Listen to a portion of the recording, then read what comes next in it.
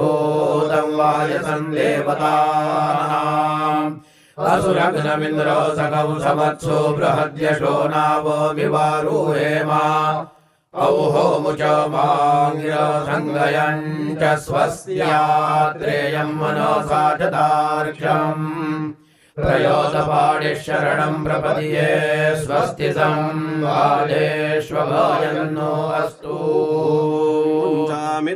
हविषाजीव नायकमज्ञातयक्ष्मादुतराजयक्ष्मात् ग्राहिरजग्राहयति वैतदेनन्दस्या इन्द्राग्नि प्रमो मुक्तमेनम्